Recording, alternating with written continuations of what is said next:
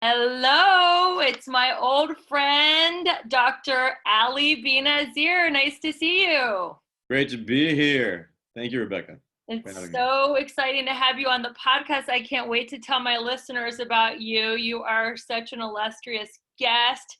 You've had such academic success with a magna cum laude from Harvard University, an MD from the University of California, San Diego, and a Master's of Philosophy from Cambridge University. Wow, we're talking about academic gold right here.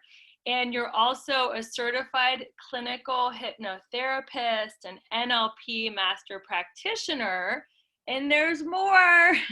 You are an author of The Tao of Dating for Men. And I love this title, The Tao of Dating, the Smart Woman's Guide to Being Absolutely Irresistible.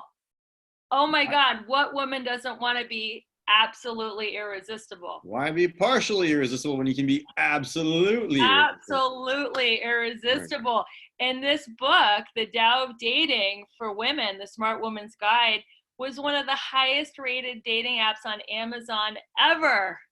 It's true. It's So I true. guess a lot of women want to be absolutely irresistible. You found a good crowd of women, like all Um, of them. I hope so. Absolutely. And then uh, he also has audio courses, The Tao of Networking and The Tao of Persuasion. His current project is called Happiness Engineering. And I love this. You're so good at titles. Redefining Success in an Age of Anxiety, Greed, and Self-Inflicted Misery. That is so funny to me because I actually had a spiritual teacher once, and Hmm. she made up business cards for me. And Hmm. it said my name, Rebecca Whitman, and then in parentheses, it says manufacturer of her own misery. Well, that's an honest therapist there, huh? Yeah, so that was like perfect. So I can relate to self inflicted misery. Yeah. So let's talk about your books. Most of your books start with the word Tao. Yes. So why is that important enough to be in all the titles of your audiobooks and actual books? Well, the story goes back to when I was a 14-year-old working at a bookstore in Los Angeles, and I kept on coming across this book called The Tao of Pooh. I'm like, what is this, and why do people keep buying this? So this was a mystery for me for like 6, 7 years until I ended up in medical school. I'm browsing the UC San Diego Medical School bookstore, and there it is again. I'm like, you know what? Damn it, I'm just gonna find out. I'm just gonna read this thing. So I read. I'm like, whoa, that is like profound. So that's the gateway drug. And from Benjamin Haas, the Tao of Pooh, you go to the Tao Te Ching, which is the source material. And this was written 2,500 years ago by some dude. Lao Tzu just means old dude, like literally. So nobody knows who wrote it. But there it is, and you read it. And as soon as you read it, all this counterintuitive stuff comes at you. You're like, huh? And it was profound. It got me really thinking about how to have an operating system for life. And for example, the Tao Te Ching starts with the sentence that says, "The Tao that can be told is not the eternal Tao. The way that can be said is not the eternal way. Only the nameless is true and eternal." And you're like, huh. And you realize, yeah, as soon as you step outside, say, planet Earth, things just don't have names anymore. And people attach names, and therefore you create meaning, and everything flows from there. Or my favorite, which is chapter 36, it says, before you can shrink something, you must allow it to grow. Before you can get rid of something, you must allow it to flourish. Before you can take something, you must allow it to be given. This is the subtle understanding of the way things are. The slow overcomes the fast, the soft overcomes the hard. And you're like, what is going on here? And then you realize, okay, you've got rock, and rock gets turned into sand by the softest thing in the world, which is water. And you have the slow can overcome the fast. It's like, steady wins the race. And before you can take something, you must allow it to be given. I realize that in the realm of dating and relationships, right? Let's say a guy wants a phone number, common thing that a guy wants, right? You can either say, hey, give me your phone number, or he can charm the lady and make her want to hang out with him such that she willingly gives the phone number, right? Right. Or say a lady wants commitment from the guy. She can say, give me a ring or else, or she can make him feel so wonderful, make him feel like he's 50 feet tall, such that he has nowhere else to go. It's like, oh my God, I want this woman, I want you. And he kneels and proposes to her. So I'm like, all right, there's some profound shit going on here. And that's why I kind of use the Taoist philosophy and incorporate it into my Tao of dating books, because it just made a lot of sense. And there's so much less struggle involved and more kind of going with the flow of things. So if you try to swim upstream a river, it's hard. But if you just go with the flow of the river, suddenly it's easy. So how do you find that grain in the wood of life? How do you find that flow in the river of life such that you can go with it, not against it, and thereby achieve fulfillment and happiness much more easily? I agree. It's so important just to stay in flow state and just let things organically evolve rather than forcing solutions. And you're a doctor too, so you know how much easier that is on a cellular level, because when you're stressed out and you're pushing your will in the world, whether in business, dating, networking, it creates cortisol, it creates stress in the body, Absolutely. and that leads to ultimately dis-ease in the body or disease. So your philosophy of going through life in the easier way, in the way of the Tao, it just affects everything in it's just an easier way to go through life, and you can get results. Like people in this it's like a high pressure society where it's like everything's instant. You can, push a button and get something delivered to your door the next day. It's counterintuitive to take the slow and steady route to your goals and dreams. Totally. And that's the genesis of the whole happiness engineering program, is the same thing. It's like, how can you set your life up such that happiness, thriving, and fulfillment naturally flow towards it, as opposed to keeping on forcing it? And also, if you orient your life towards something like, say, status, money, and power, if you achieve it, you may still not get happiness and fulfillment. There's no guarantee that that brings you that. In fact, you and I both went to high pressure colleges like Harvard and Princeton. And so these are people who are selected for their ability to achieve. And then they're trained further to achieve more. Then they go out in the world and they achieve. They get status, they get money, they get power. And I go to my reunions and some of these people aren't all that happy, even though they have success nominally, the way that society has ordained what success should be. And so the question is, hey, if you get to that destination that you always thought you wanted to get to, and you're still not necessarily happy and healthy and thriving, does that really constitute success? And if not, then how can we reconfigure our lives around worthy goals that actually lead to our flourishing and to the best giving of our gift to the world? So that's what happiness engineering and the 5 pillars of human thriving are all about. So my favorite definition of success is by Abraham Hicks.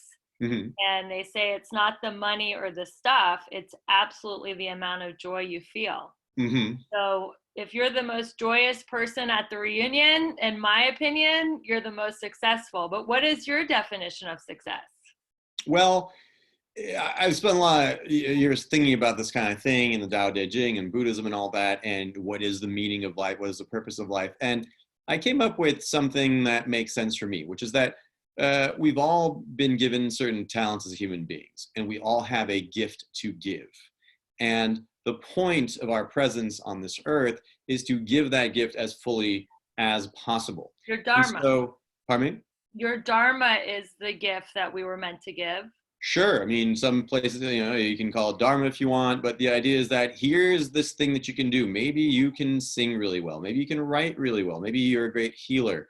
Maybe you're a great trainer. Maybe you are really good with kids. Whatever it is that you're really good at doing, that's your gift. That is your talent. That is the thing that you're here to do. And to me, success is the ability to give that gift as fully as possible, the full flourishing of the human spirit. And a lot of it has to do with creation. So creation in contradistinction to consumption. And so much of our society is oriented around consumption. And you can't really help it, because you have these multi-billion-dollar industries which are very determined to have us consume to support those industries. So you have to very deliberately step outside of that and take a look and say, hey, what constitutes my fulfillment as opposed to multi-billion dollar corporations fulfillment? And so, it's funny because you mentioned one of the titles I used to have for the happiness engineering, which is about, instead of greed and self-inflicted misery, let's do this. But what I've realized over the years is that it's almost like we don't have a choice. So I used to be very judgmental. It's like, hey, you've got a car, you've got a roof over your head, you got unlimited access to food. We're now in the savannah hunting down deer, and you're not happy. What is wrong with you? What is your problem, right? And I realized that the problem is that our brains are not designed to make us happy. Our brains are designed to help us survive, particularly on the savannah, chasing down animals, having access to limited calories. And so that brain is optimized for a certain kind of evolution in a certain kind of environment. And so, when you saw berries or some high calorie food on the savannah, you basically gorge as much as you could because you just never know when the next time is you're going to have access to food, right? You may not be able to hunt for weeks. Whereas here, if you walk into Whole Foods and you gorge yourself on everything that's there, chocolate, cupcakes, berries, whatever, then you end up with 60% overweight people, 34% obesity in the United States of America. So it's hard. We have this evolutionary mismatch such that the things that used to help us survive, those same programmers are there, but right now they're actually contributing to our misery. So happiness has to be an inside job. You have to actually put effort into it. Otherwise, it will not come naturally. I love the distinction you made about creativity versus consumption. Because consumption, you can have all the stuff in the world and you can be miserable. But if you're creating from your heart, from your gift, you can be so happy, whether you have the stuff or not. So I want to hear more about these 5 pillars of happiness. Let's talk about them. Fantastic. So the 5 pillars of human thriving, as I call them, are pretty straightforward. Number 1 is robust relationships. So your entire life is built around relationships. It is the centerpiece of your happiness. And we'll get into each one of them a little bit more later. I'm just going to list them now. Number 2 is meaningful work, in contradistinction to meaningless work or busy work. Number 3 is sound sleep. Number 4 is mental fitness. And number 5 is physical fitness. Nice.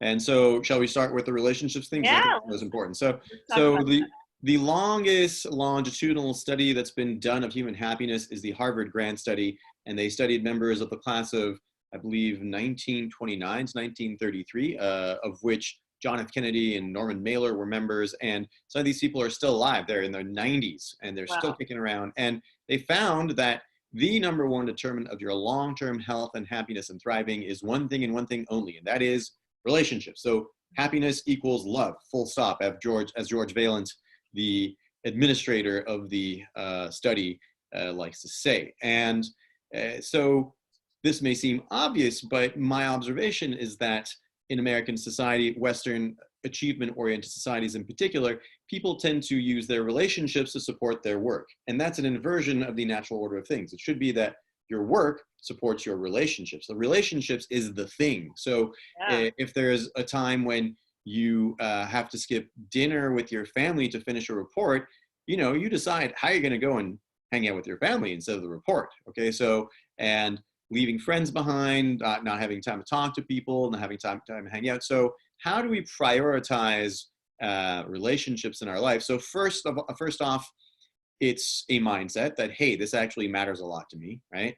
And then it's a series of actions, and you want to actually set aside time for friendship. So I recommend at least 1 meeting with a friend per week, such that you nurture that friendship, build it up, and actually have it. These days, the stats are pretty depressing. People have 1 to 0 confidants in their lives, like somebody to talk to on average. It used to be like 7, now it's down to 1 or less. So build that up, and especially if you got time on your hands, give people a call. These days, amidst the lockdown and stuff, people may have more time on their hands for that kind of thing. And if you are in a relationship, what I recommend, my top level suggestion is to have this thing called a novelty night. So what I've noticed is that the number 1 issue with long-term relationships is taking one another for granted. Basically, here's this person who used to be so exotic, so exciting. It's like, oh my God, I can't wait to be with you. And after a few years, they're an old shoe. And it's like, oh, you again, right? So what you want to do is you want to actually reconfigure the circuits in your brain such that you can see this person in a new light again. And because it's totally normal. This is what we do. You buy the car, you're super excited, and after a few months of riding it, you're like, oh yeah, there's my Aston Martin, whatever, right? It wasn't whatever when you got it, you were super excited. So the way you make your partner exciting is you put them in the context of novel activities. So novelty night is when you have a date night, when you do something new. So whether it's like a cooking class or going to learn painting or going on a new hike, whatever it is, you do so, or you try something new in bed. I don't care what it is, but have some novelty in there, because novelty produces dopamine in your brain, and dopamine is the chemical for pleasure, novelty, anticipation, a bunch of things, but it recontextualizes the old shoe in this new environment of novelty. So it's like, oh wow, this person seems new to me, and you discover new things about one another. So this may sound super contrived, but guess what? The things that work in your life, you do them in contrived ways. You don't stay fit by not working out regularly, right? You don't keep a job by not showing up at the job regularly and doing your thing. So this is your relationship. This is your primary love relationship. This is the most important thing in your life. Why not spend at least that much time attending to it? So this would involve actually sitting down and coming up with a list of new things to do. And it doesn't take that long. And you can have new hikes. You can have new dishes you cook together. You can do any number of new things. We live in this society which is just rife with novelty and things you can do. We're just hyper affluent, so lucky. So you can put that to use. So novelty night and friendship. Novelty night, not date night, because if you have the same date night once a week, that can get kind of boring. Exactly. Novelty night. So Love it. and I totally recognize that it's work, and hell yeah, it should be work, because you're exercising, you're expanding, you are not just maintaining the relationship, you're doing your best to make it even better. So so that's number one, relationship. So shall we go to number two, meaningful work? Okay, so there, by one poll, 81% of Americans said that their work wasn't necessarily all that meaningful to them. So they go to work, they get a paycheck, and they kind of put up with it so they can pay the bills. But really that deep fulfillment, that giving of the gift may not be there. So I have two suggestions for people who may or may not be in this situation. So first of all, there's two kinds of job in this world. So one is that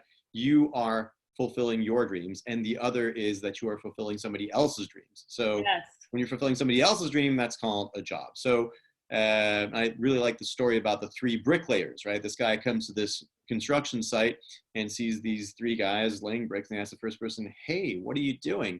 First guy says, what does it look I'm doing? I'm laying bricks. So he's like, oh, fine, okay. Second guy asks him, what are you doing? He says, oh, wow, we're building this church. It's going to be great. Guy's like, all right, cool. Asks the third guy, what are you doing? And he says, I am building a house of worship so generations from now can come and access their higher self. Nice. Like, all right. So the first guy had a job, the second guy had a career, and the third guy had a calling. So you can do this thing called job crafting, which is you can mentally reconfigure what you're doing and say, hey, how can I turn this into a career or a calling, right? And how can this be truly, deeply meaningful to me? You can find people to mentor, because the two things I've found that actually make work really fulfilling are meaning and service. So if you're mentoring somebody who's younger than you, boy, that adds that dimension of service. Is great. You can also just go and hook up with some charity organization or service organization and do that. The sweet spot for that is about 10 hours a month. So that will give you that little boost that's going to make your work seem more meaningful to you. But what you don't want to do is just sit there and take it, right? And also encourage you to think in the long term. So say you've always had a dream of, I don't know, selling shirts or something, or making straw hats, or designing a new nuclear reactor, whatever it is your dream was, right? So right now in the situation you're in, you may not be able to just quit and up and leave your family in the lurch or not be able to pay your bills. But if you plan for it, right, a year or 3 from now, it may very well be feasible if you plan it such that you can be your own boss. And self-employment is a very powerful thing. You are self-employed, I'm self-employed. And the downside is you can't ever blame anybody, but the upside is you get to be the master of your own destiny and to build something and to give your gift and to create. So realize that wherever you are, it doesn't have to be forever. So reconfigure your mind and realize that, hey, if you want to be your own boss, you can do that. You can do something much more meaningful in about a year or two. In the meantime, you can job craft and change the way you think about what you do, or add elements of service and meaning. I love that. 10 hours of service a week, or start your side. 10 hours a month. Oh, a month. I was like, Yeah. that's a lot. 10 hours a month Yeah. of service, and you can start your side hustle. You can start your side hustle. Yeah. And that's the other thing. It's like people think that, oh, the great entrepreneurs of the world just like threw caution to the wind and jumped in there. That is not what happens. If you look at the research, most of the successful entrepreneurs in the world, they maintained their regular job and they minimized risk, and they took a calculated risk on the side with a side hustle. And then when they saw that that was viable, then they abandoned the main job. So I don't know if you've read Shoe Dog, which is a story of the founder of Nike, Phil Knight, but that's exactly what he did. He was a professor in night school, and then his dad said, look, I'll let you do this and I'll help you out if you are willing to maintain your job while you build the other thing. So, and he's not the only person who's done that. The stories like that are legion. Yeah, I didn't know that about Nike. That is so cool. Yeah, people think it's all or nothing, and that's why so many people are scared to be an entrepreneur. But you can have the security of a job, keep your family fed, pay your bills while pursuing your entrepreneurial dream. Totally. And it just makes a lot of sense. And, great entrepreneurs, they hedge. They're always minimizing risk. They're taking calculated risks. It's not about, woo, throw caution in the wind and I'm just going to bet the farm on this thing. So, right. And that makes it easier for people to wrap their heads around the idea of starting a new business. Yes. So let's talk, let's go to number 3. Number 3 is very important. One of my favorite topics, sleep.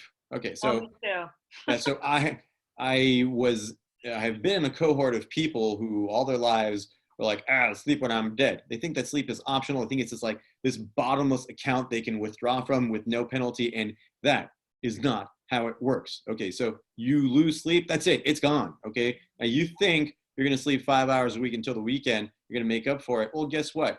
5 times 2, that's 10. So what, you're gonna sleep until 3 p.m. on Saturday and make up for it? I don't think so. And then do that again on Sunday? I don't think so. So what you wanna do is you wanna have good sleep hygiene and you want to prioritize sleep. So I put sleep in the middle. It's number 3 out of 5 because it's like the wedge, the little stone in the middle of an arch, right? The arch stone, I think they call it. So this is the thing that holds everything together. It is not optional. If you don't sleep right, your metabolism goes to crap. Your your cognitive abilities go to hell. Everything falls apart. So what you want to do is you want to make sleep sacred and to practice really good sleep hygiene, which means no coffee after 3 p.m. because caffeine has a half-life of 6 hours. So half of the caffeine that you had at 3 p.m. is still in your blood at 9 p.m. It's going to kill your sleep. So no caffeine after 3 p.m. No alcohol 2 hours before bedtime. Keep your bedroom cool, preferably under 70. So like 65 is good, 65 degrees, 60 to 65. You want to only use your bed for sex and sleeping, no other things. So you don't take your report and you do it in bed because now your bed is associated with being alert and awake, right. And that's not what you want. And you also want to keep devices out of the bedroom as much as possible. So don't take them into your bed, put them outside the bedroom if you can, and definitely don't look at them right before you go to bed because it'll just be wired and there's blue light in there that's waking your brain up. So keep all that stuff out and just really tune down and go into sleep and set aside the 7, 8, 9 hours, however many that you need, and make that sacred because your immune system will thank you. This is where memories are consolidated. This is where learning happens. This is the absolute cornerstone of your existence as a healthy, functional human being. And if you are in a line of work that is really altering your sleep, so you're a consultant and you're constantly crossing time zones, or you're a doctor and you have to get up at 4 a.m. to do rounds at 6, you know what? It's time to reconsider. You got to do something about this. So one of the examples I use is this.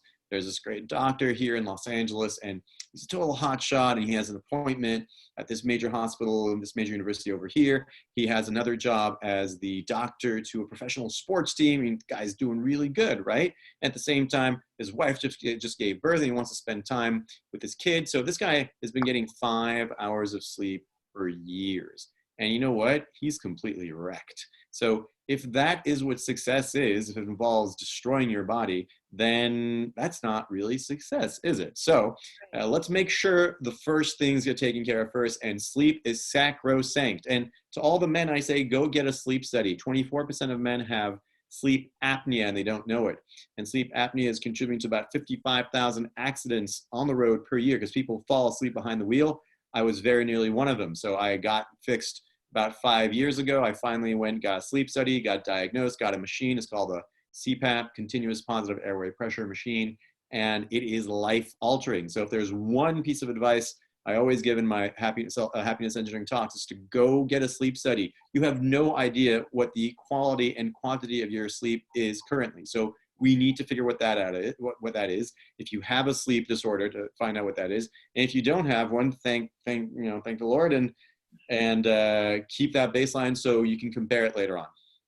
Now, a lot of overachievers say, I don't want to waste my time sleeping because, like you said, I'll sleep when I'm dead. Yeah. These are hours in the day that I could be creating and networking and making money, and I'll just drink like an extra 3 cups of coffee and I'll just power through it. So what do you say to them where they think that, sleeping in excess of 6 hours is just wasting time in their day?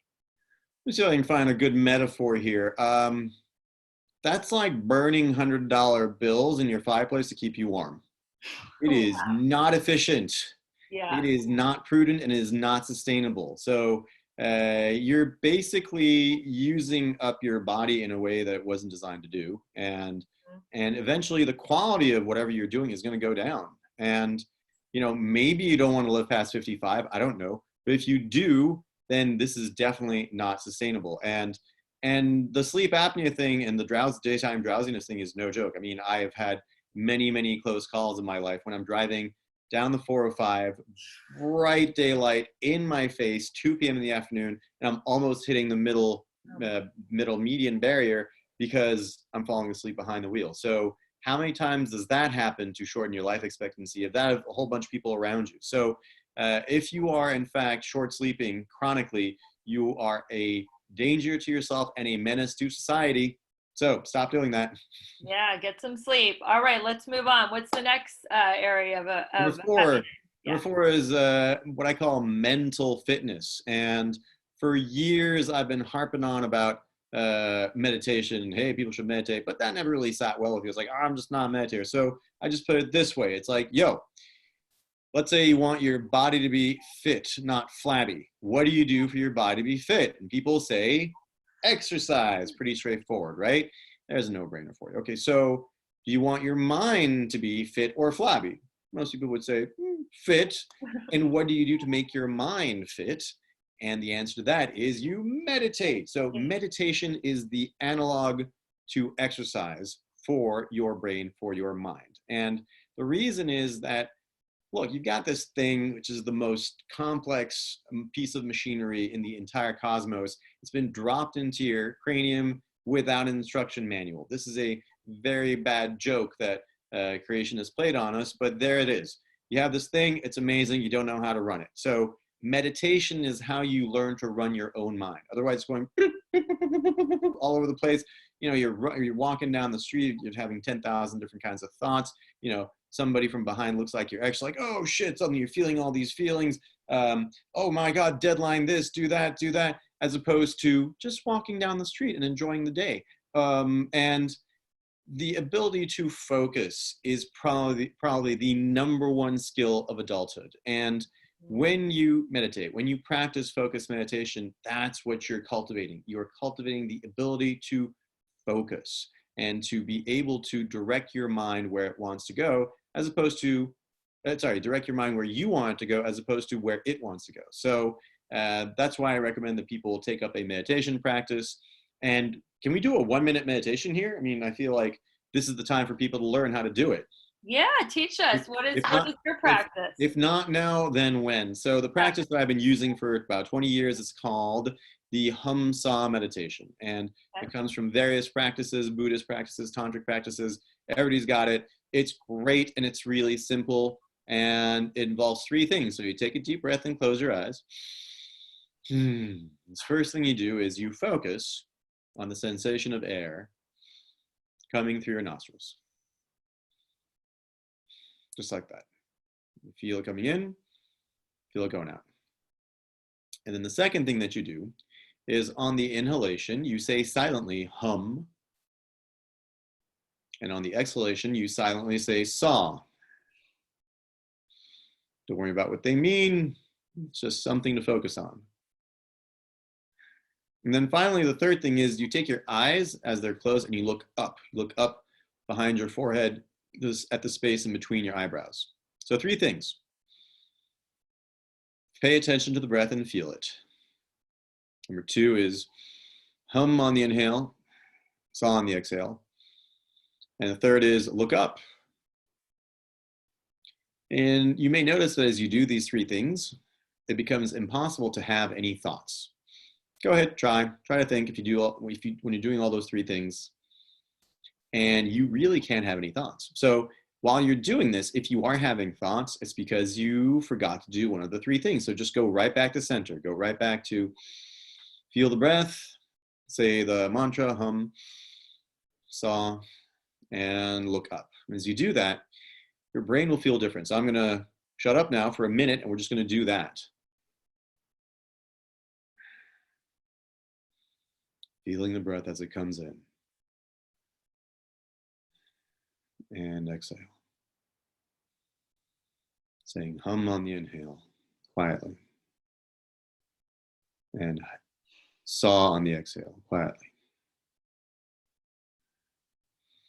And flipping your eyes up. So you're looking at the space between your eyebrows, up at your forehead.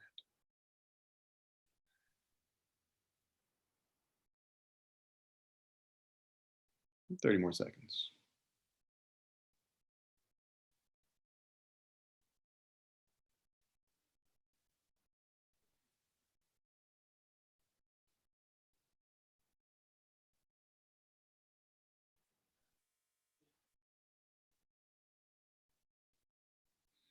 And 5, 4, 3, 2, 1. Open your eyes and notice how that just changes the quality of your being. Just the way your head feels, the way your body feels like, oh wow, okay. That's And amazing. the power of meditation is that, look, while you were doing that for the past 2 minutes, the world was raging outside with all its wars and famines and diseases and countries invading one another and economic crises and whatnot. But up here, there was no crisis, there was no war, there was no famine. So meditation gives you the ability to think and feel independently of circumstance.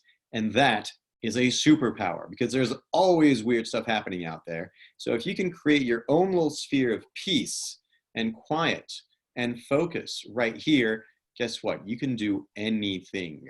So this is a superpower, a major adult skill, and I encourage everybody to start out today. If you're already doing it, fantastic. If you're not, start with just 2 minutes like that, and then add a minute every week. Before you know it, you're doing 20 minutes a day. This is a game changer. So that is your recommendation, 20 minutes once a day or 20 minutes twice a day? Well, I recommend that people do what they will actually end up doing. So if they've never done it before, start with 2 minutes and add a minute every day or every week, whatever works for you, right? If you add a day, then by the second day, you're on 3, then 4, then 5, then very quickly you'll get to 20. So 20, I believe, is the minimal effective dose. Any amount is great. Any amount is better than nothing, but 20 is pretty good, pretty solid. I did 20 for about 15 years. I recently started doing 30. And look, I am not the kind of person who has an easy time sitting still. So if I can do it, anybody can do it. And when I'm doing this, I'm having hundreds of thoughts coming through. And meditation is not the absence of thought. The meditation is the practice of learning to dismiss those thoughts. So you have the thought come through, say thank you thought, come right back to center, the hum saw, feeling of the breath, looking up. You do that, boom, you learn how to dismiss thoughts. And so in real life, thoughts come at you as if they are like trying to mug you, they're assailants, right? And boom, you just dismiss them. It's like, oh, look, thoughts gone. You are not your thoughts. You're like a TV screen, right? The TV is not Downton Abbey. The TV is not, Right. The voice. The TV is not whatever is showing on it. The TV is just the TV screen, right? So the thoughts come on the TV screen of your mind and they're gone. So identify with the TV screen, not with the programming, and you'll just be a much, much happier, much solid person. Now, I've taken a lot of meditation classes. I've never heard looking up with your eyes. That is a Yeah. totally new technique. So you try to look up, your eyes are closed, you try to look up the whole time or just periodically, or you try to maintain that? I keep it up. And if you just Right. do that, if you just close your eyes and look up, you'll notice something happen. There's a qualitative shift in the feeling of your head. And Mhm. if you do an EEG pattern, so electroencephalogram, brain electrical activity, just doing that is enough to put your brain in alpha state, which is a more relaxed and focused state. So the combination of flipping your eyes up and going to alpha plus the focus just makes it a much more robust practice. Obviously, any part of this is optional, but the more of it that you do, the more benefit you get. So this works for me, and people can do whatever works for them. I love it. I'm learning a lot. So let's move on to the fifth area of happiness. Oh my God, number five. Number five is physical fitness. So we're in Los Angeles, so people are rightly attentive to this. However, not everybody is, and sometimes you're like, oh, I know I was busy, I had a deadline, I couldn't get to it. So here's the deal. If exercise were a pill, every doctor in the universe would be prescribing it. So there is nothing, and I mean nothing, that will elevate your mood more reliably and quickly than exercise. So you go, you move, suddenly you're happier, right? Exercise has been proven to work at least as well, if not better than pills and therapy when it comes to depression. So exercise is your friend. And exercise is also the only thing in the universe that's been proven to make you smarter. So they've tested all these different supplements. Nothing actually increases your fluid intelligence except for aerobic exercise. So don't even do it to be fit. Go to get smarter. I don't care why I do it. Just do it. But here's the key thing. Do it. So doing it is the thing. So what is the thing that you will do regularly? What is the thing that you can fit into your schedule? So my whole happiness engineering program is all about behavioral change. How can I get people to incorporate something new into their lives? So what I found works for me is I meditate in the morning. If I postpone it, even though I'm self-employed and I have the entire day to program, just with nobody else to do it for me, right? I can do whatever I want all day long. I forget to meditate. So I do in the morning, it is done, and it sets up my entire day for success. Exercise is the same thing. If I do in the morning, boom, it is done. Sometimes I do it in the evening. But for me, what works is A, having a set time, and two, classes. So I go to classes where I know there's going to be people I know. Also, I have to show up at a certain time. And then I know it's done in 45 or 50 minutes. So having a regimen is the most important part. Any kind of exercise is fine. Aerobic exercise is good. And if you don't have access to a gym, fast walking, it gets you 95% of the way there, but there's also online apps. There's this app called Freeletics. There's the 7-minute workout by Johnson & Johnson, and these are all free resources. So really, there's very few excuses to not exercise, except for not having the habit built in. So just put it on autopilot. Just set up a time, say, this is when I'm going to do it, and do it. If you can do it every day, fan-fucking-tastic. If you can't, every other day is great. So 3 to 4 times a week is like a good dose. I mean, ideally, you do 40 minutes of aerobic exercise per day, but for most people, that's pretty daunting. But it turns out that even 10 minutes a day makes a big difference. And the biggest bang for your buck that I found is this thing called high intensity interval training. I And love that that. means, yeah, that stuff is great. And I've been doing high intensity interval training classes for a long time, but you don't need a class. So all you have to do is run all out, like 90, 95, 90 to 100% for a minute, take a minute or two off and do it again. If you do that for 5 cycles, that just took you 10 minutes and you've done a workout that invigorates your entire body. 10 minutes, right? But it's that contrast between the push and then the rest. Push, rest, and you do that for a few cycles and the results you get are phenomenal. The science is very convincing.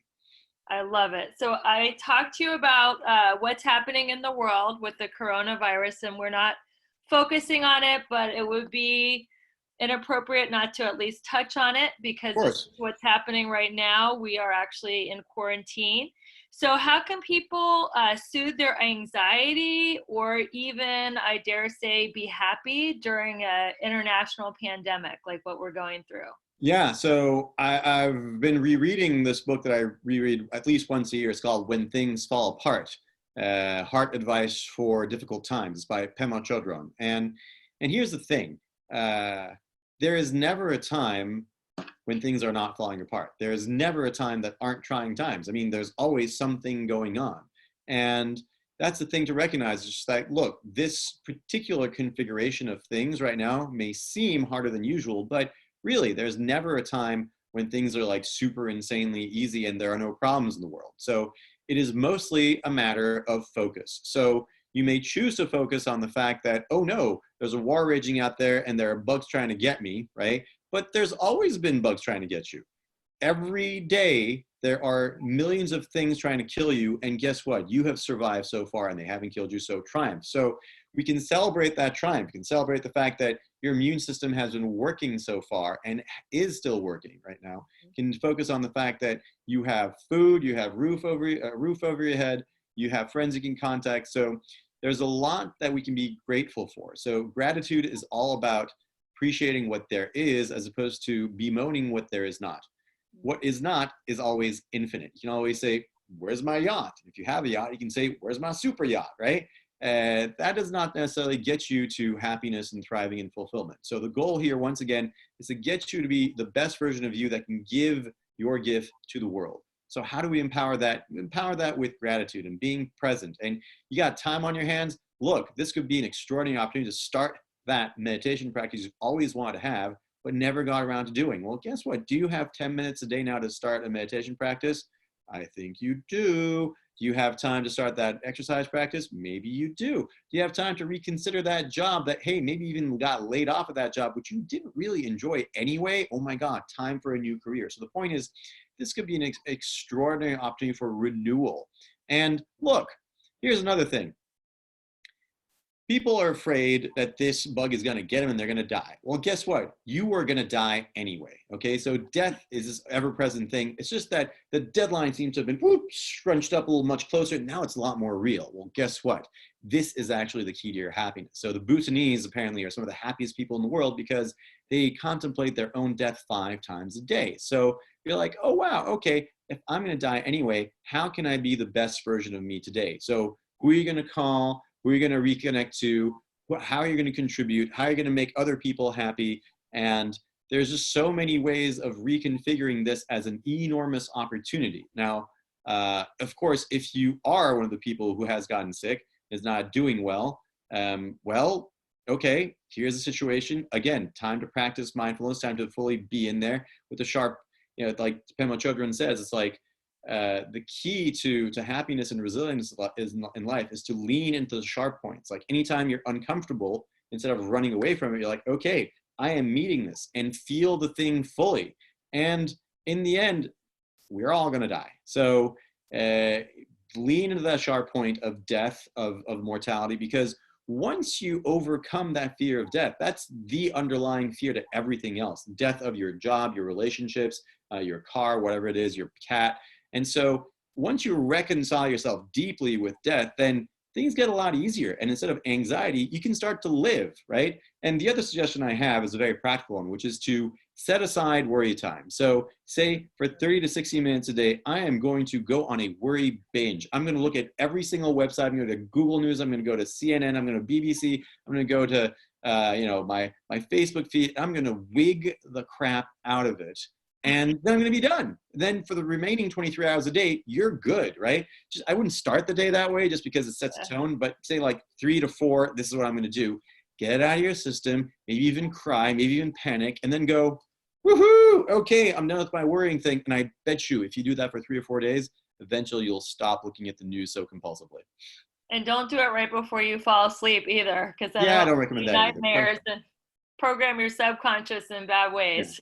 Yeah, meditate first, exercise first, and then, at a certain point, if you must binge, go for it. But limit it. If you're constantly going into these addictive apps like Apple News or Twitter or Instagram, that's, to me, depression is not the opposite of happiness. Compulsion is. So you must deliberately decide to pull yourself away from your compulsions. Get rid of those apps entirely, limit your consumption to 30 to 60 minutes a day, and then live for the remaining time. Nobody has stopped you from living. You can still do that. You can still create, you can still contribute. This has been so incredible. I could talk to you all day. You're so wise in so many areas of life, but we are going to wrap it up. So how do my listeners stay in touch with you? Yeah, you can write me at ali@happinessengineering.com. That will get to me. And please go to happinessengineering.com, check out what's there, sign up for the course release. So I'm accepting applications for people who want to be in the first cohort of the Happiness Engineering course. It's going to be a 3-month to 6-month course where we actually work on all of these principles and incorporate the transformative principles into your life. So it's a course about literally changing your life. So if you are interested in doing that, then we're going to put the link in the show notes for where you can apply and come check it out and see if it's right for you. Wonderful. Well, thank you so much for your time. It's so great to see you and to have this conversation. And I know you'll be happy during the quarantine because you're the happiness engineer. Thank So you, Rebecca. it was great to I see appreciate you. the vote of confidence. Of course. Well, have a wonderful rest of your day, and I look forward to talking to you very soon. Thanks again for coming on the Balanced, Beautiful, and Abundant Show. We'll talk to you soon, everyone. Bye. Okay.